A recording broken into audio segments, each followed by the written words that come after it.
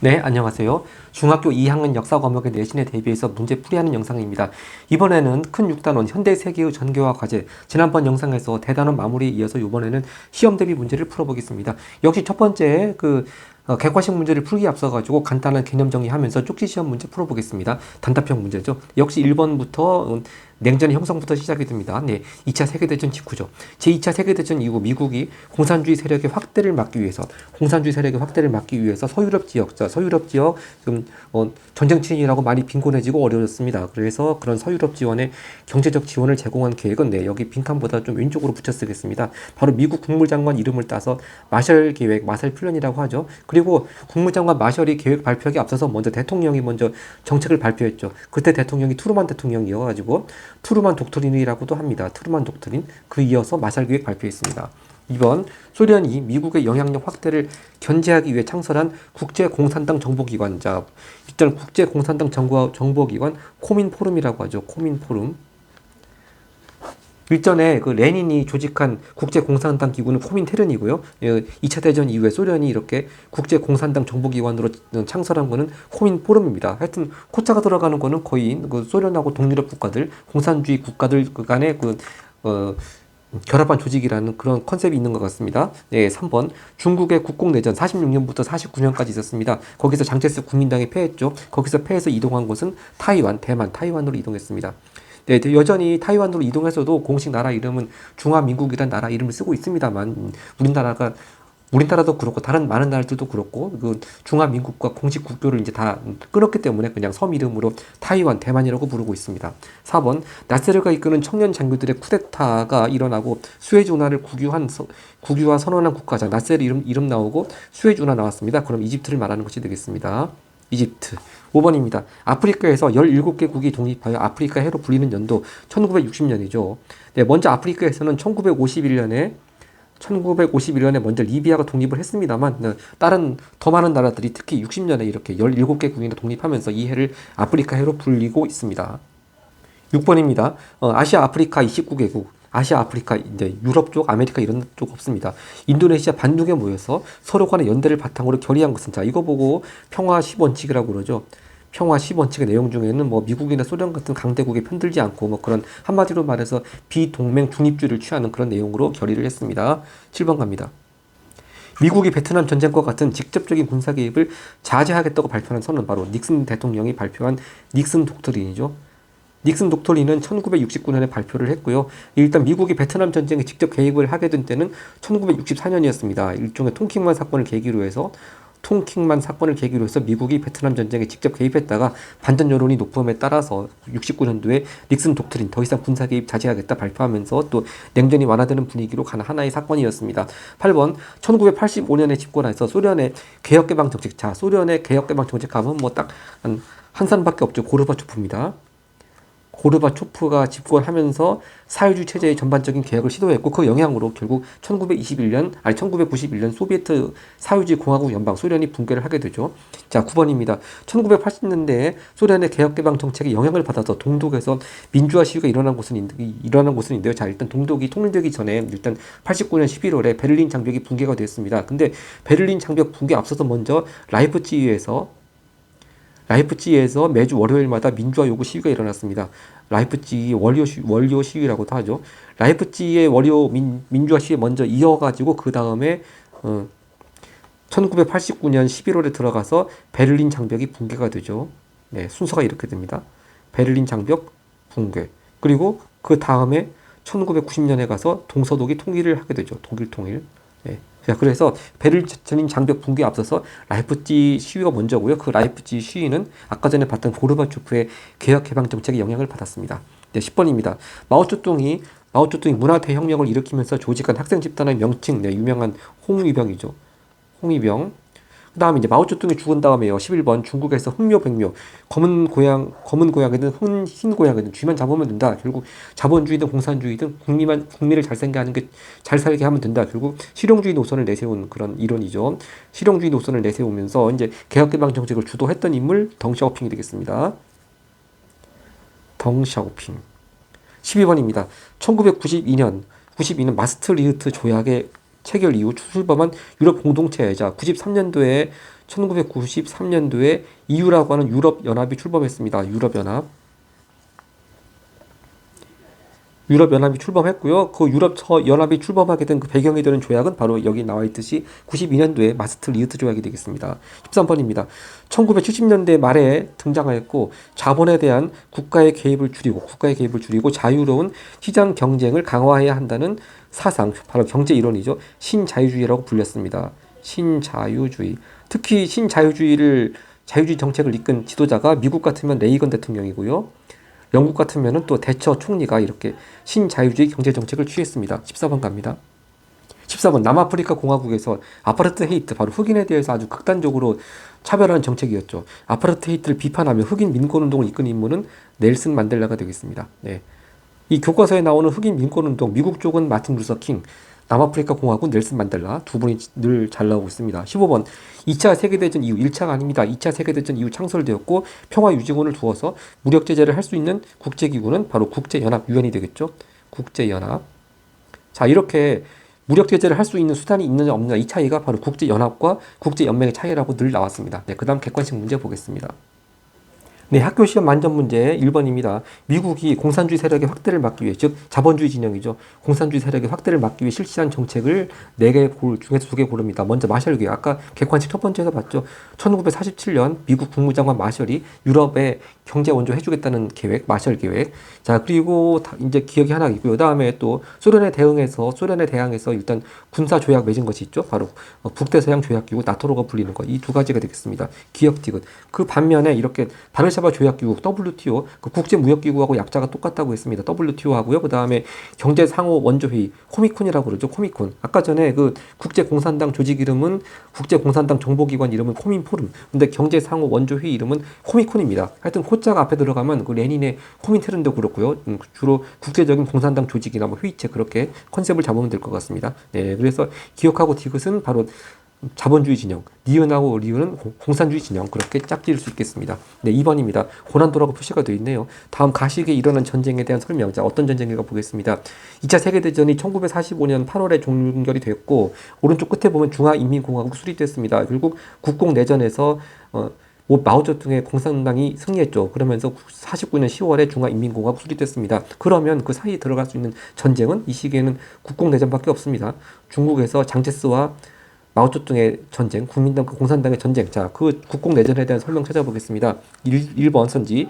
제2차 국공합작이 유지되었다. 자, 2차 국공합작은요, 일단 1937년 중일전쟁이 발발하면서 일본에 같이 공동으로 저항하기 위해서 2차 국공합작이 유지가 됐죠. 근데 일본이 패망하고 2차 대전이 종결되니까 결국 2차 국공합작이 유지가 될 리가 없으니까 전쟁을 하겠죠. 네, 일단 국공내전에 앞서서는 2차 국공합작이 파기가 됐기 때문에 전쟁이 됐습니다. 유지가 땡이고요. 2번 덩시아오팽이 국민당을 이끈 것이 아니고 국민당 이끈 사람은 장제스죠. 네.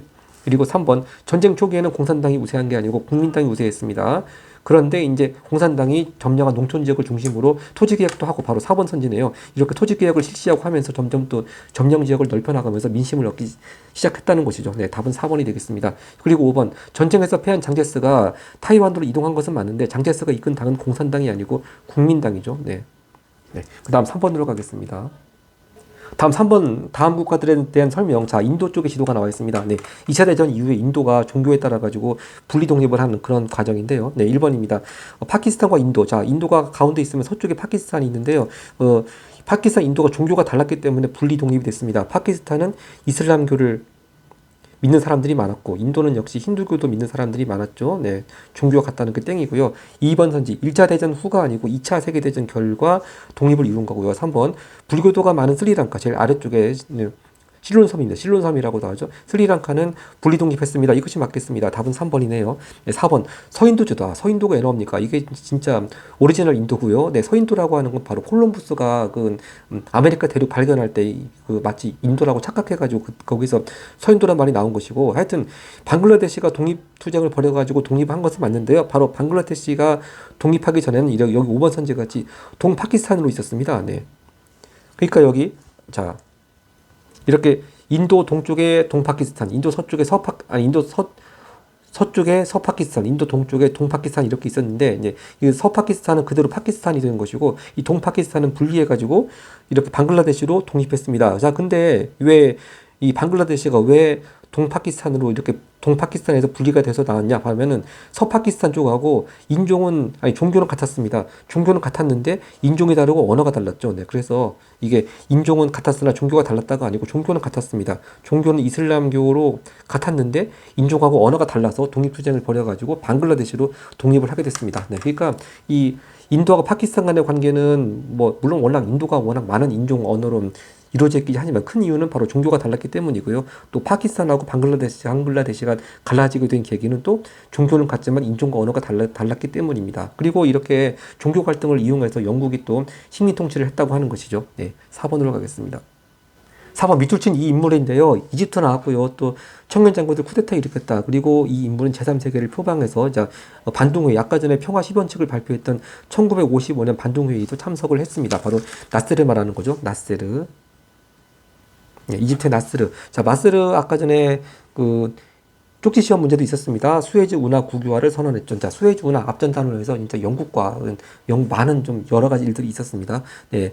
2번 미국에서 노예 해방령 발표한 사람은 바로 19세기 때 링컨 대통령이죠. 네. 남북 전쟁 중에 발표를 했고요. 3번 개혁을 의미하는 페레스트로이카. 자, 개혁 페레스트로이카 하면 바로 소련의 고르바초프죠.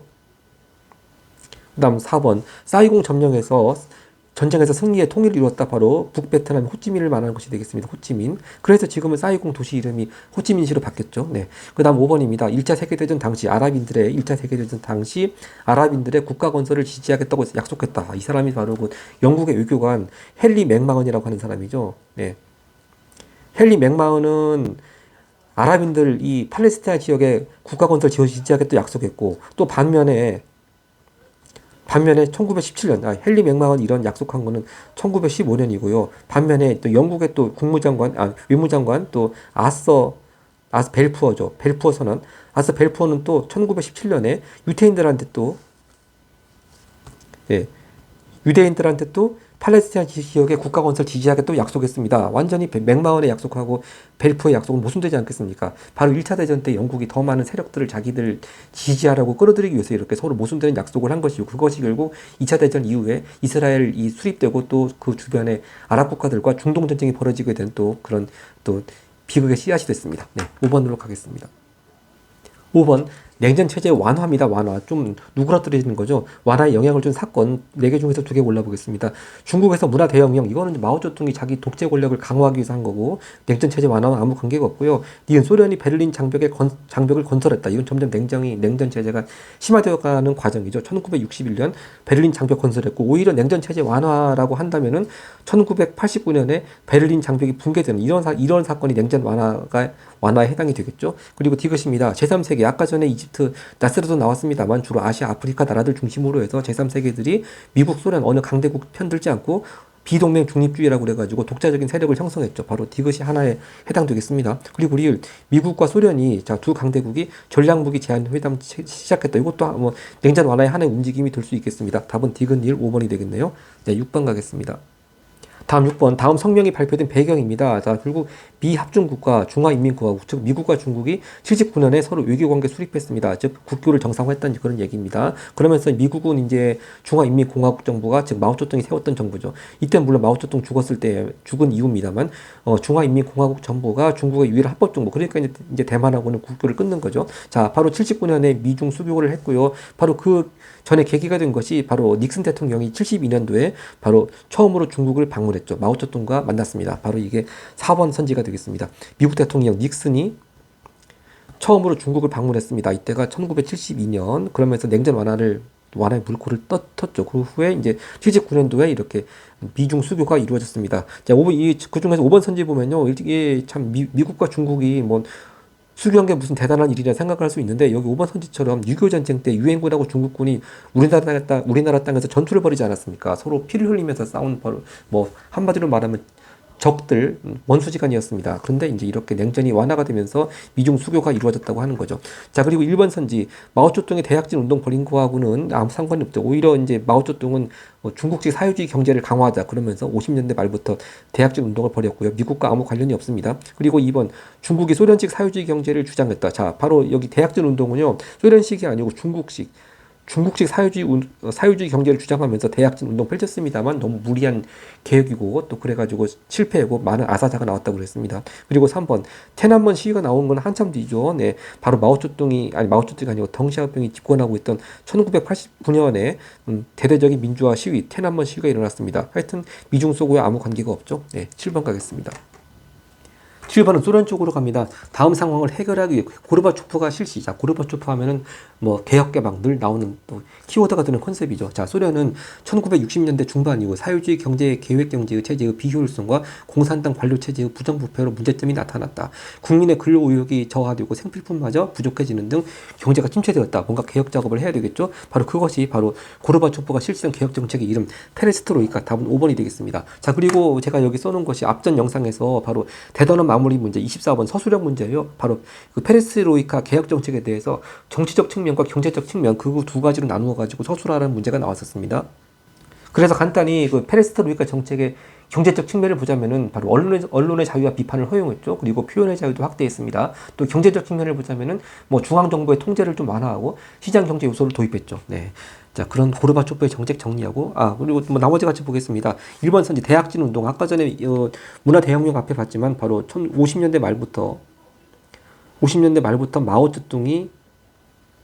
마오쩌둥이 중국식 사회주의 경제 건설을 주장하면서 일으켰던 운동, 근데 대약진 운동이 실패하면서 또 그 반대자를 탄압하고 독재 권력을 강화하기 위해서 마오쩌둥이 문화 대혁명을 주도했다고 했습니다. 문화 대혁명은 1966년부터 76년까지 있었고요. 그 다음에 또 2번 동방 정책은 바로 서독의 총리 빌리 브란트의 정책을 말하는 거죠. 네, 어땠을까요?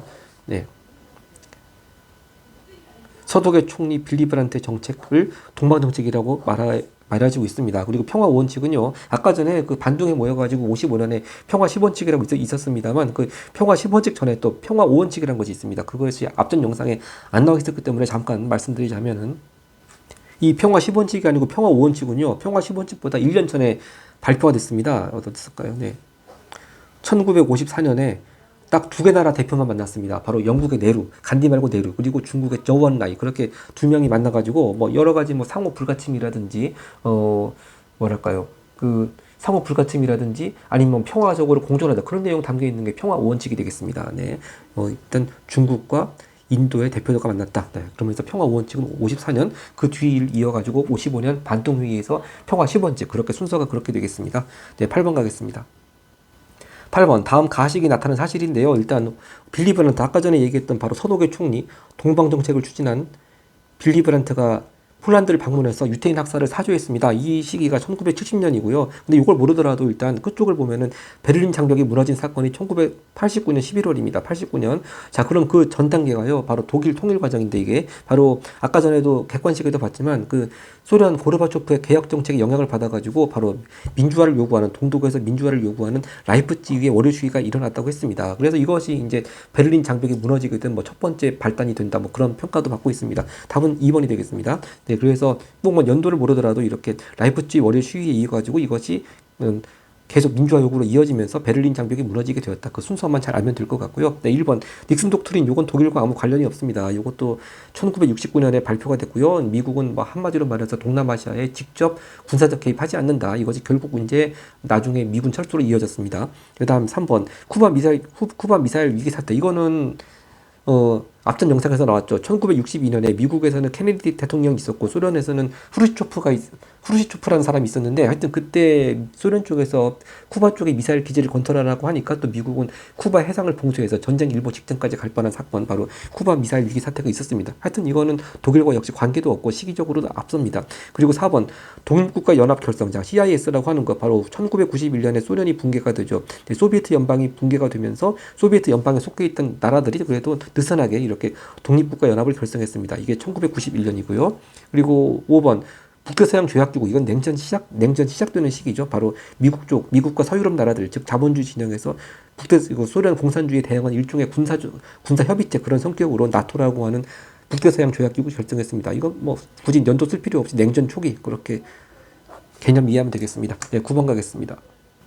9번입니다. 다음 조직과 관련된 사건에 대한 옳은 설명인데요. 자, 어떤 조직인가 했더니 수백만 명의 학생들로 이루어진 조직이고 마오쩌둥을 지지했다 바로 문화대혁명 때 홍위병이 되겠습니다. 홍위병.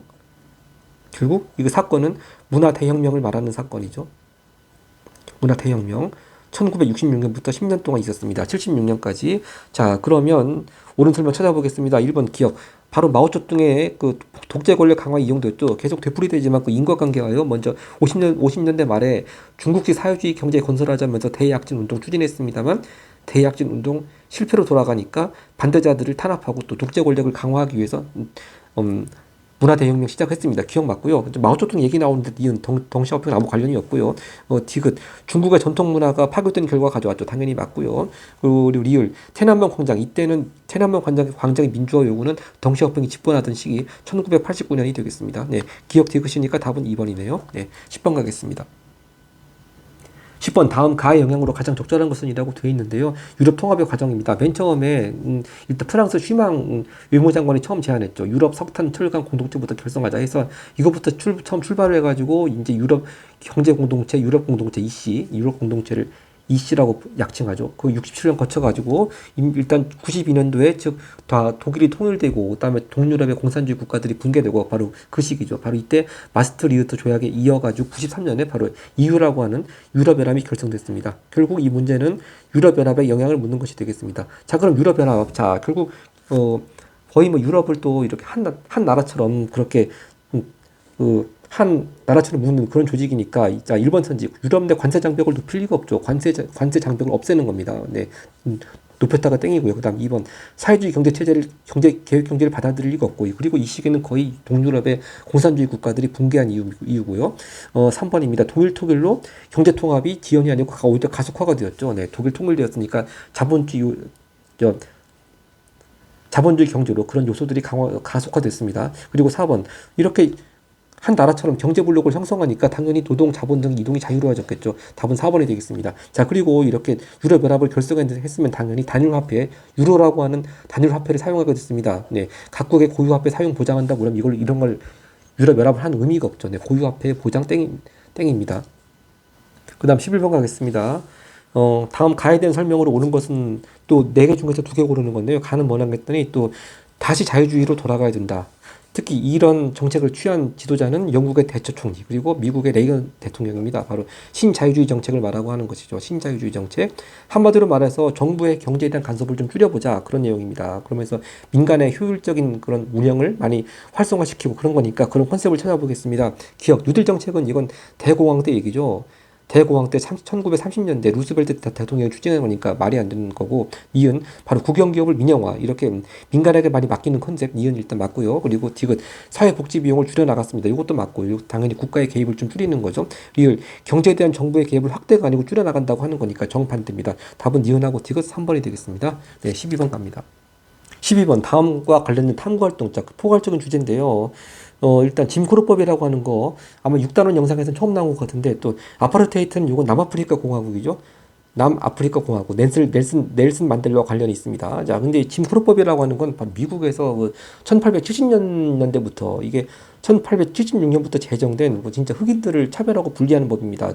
뭐 버스나 기차 같은 데서도 대중교통이나 뭐 그런 데서도 따로따로 앉게 하고 막 그런 분리하는 거죠. 공공장소에서. 이게 미국이 그 남북전쟁이 1860년대 끝나면서 이미 흑인 노예들이 해방됐습니다만 여전히 이렇게 흑인들을 차별하고 분리하는 법은 남아 있었죠. 그러다가 마틴 루터 킹이 또 흑인 민권 운동을 전개했지 않습니까? 그 내용 나와 있는 게 일단 디귿이 맞고요. 그래서 마틴 루터 킹이 흑인 민권 운동을 전개하면서 이제 흑인들의 그 민권을 보장하는 민권법이 제정이 되게 되죠. 민권법 제정.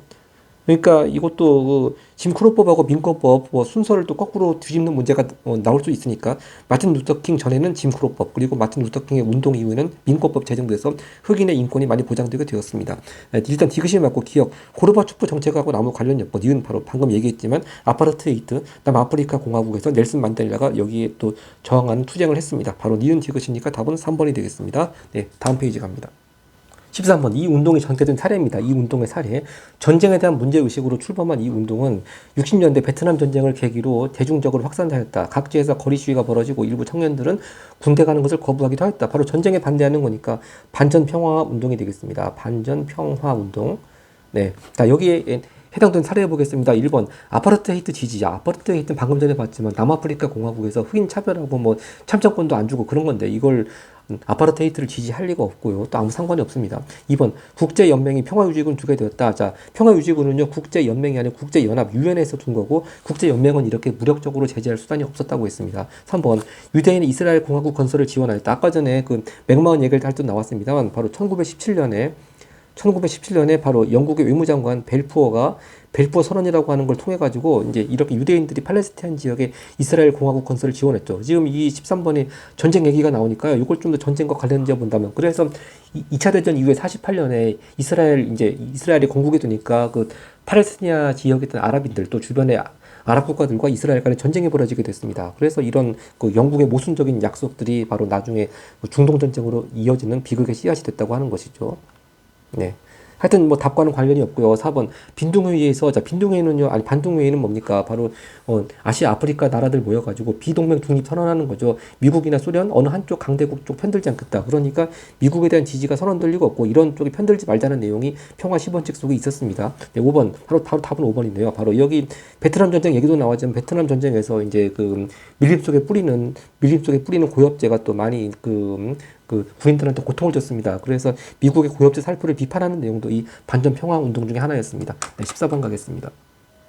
네, 다음은 이제 세계 분쟁 지역에 대한 문제였습니다. 네, 세르비아가 나와 있고요. 자, 세르비아 바로 1차 세계대전에 발단이 된 사라예보 사건 할 때 나오는 바로 그 오스트리아 헝가리 제국 황태자 부부를 암살한 세르비아 청년 할 때 나오고 상당히 오래간만에 나온 이름이네요. 하여튼 세르비아 안에서 이 가지역인데요. 이 세르비아의 통치에 바로 이 지역의 알바니아인들이 저항하면서 분쟁이 일어났습니다. 왜냐하면 바로 종교적으로 많이 갈등이 있었죠. 세르비아인은 세르비아 종교를 믿었고 알바니아인은 이슬람교 주로 믿었습니다. 바로 이 사태, 바로 코소보 사태라고 그러죠. 여기서 많은 난민이 발생했습니다. 코소보 내전, 코소보 사태, 코소보 난민. 자, 그다음 물론 이번 선지 루안다도 역시 그 부족간의 분쟁으로 인해 가지고 많은 살상이 벌어진 곳이기도 하죠. 하여튼 답과는 관련이 없고요. 15번 가겠습니다. 15번은 거의 뭐 사회과목 문제 같기도 한데요. 환경 문제 해결을 위한 그런 노력입니다. 먼저 1992년에 기후변화에 관한 기본협약이 체결됐고요. 97년에 교토의정서가 체결됐습니다. 근데 이 교토의정서는 준수 의무를 어느 나라들만 진다고 했습니까? 선진국만 준수 의무를 지게 했습니다. 왜냐하면 선진국들이 이미 다 그렇게 많이 온실가스 배출해가지고 지구 환경을 망가뜨렸는데 이제 뒤늦게 경제 개발하려고 하는 개발도상국한테까지 똑같이 지키라고 그러면 상당히 불평등하다는 말이 많았겠죠. 그래서 일단 선진국만 지키도록 했다가 이렇게 2015년도 들어와서 바로 파리 기후협정 또는 파리 기후협약을 통해 가지고 가입국 190몇 개국 가입국 모두 이 온실가스 감축 의무를 지도록 했습니다. 바로 그런 파리 기후협정 답은 2번이 되겠습니다. 1번 난민협약은요 1951년에 유엔에서 제정이 된 거죠. 이렇게 51년에 유엔에서 난민협약이 제정이 됐고요. 그리고 여기 일단 4번 선지 이 마스터 리우트 조약 이게 1992년에 조약이 체결됐고 이것에 의해 가지고 바로 그 다음에 93년도에 EU가 결성이 됐다고 했습니다. 바로 유럽연합 1993년에 그렇게 할 때 나오는 마스터 리우트 조약 마지막으로 나왔네요. 이거 3번하고 5번 선지 핵확산 금지 조약하고요. 생물무기 금지 협약 이런 거는 이제 컨셉을 대량 살상무기 축소하자 폐지하자 그런 노력하고 연결하면 되겠습니다. 네. 그래서 3번하고 5번은 이렇게 대량 살상 무기 축소 폐지 노력 이렇게 연결하면 되겠습니다. 자, 이렇게 객관식 문제를 모두 마쳤고 서술형 문제로 가겠습니다. 네, 서술형 첫 번째 16번입니다.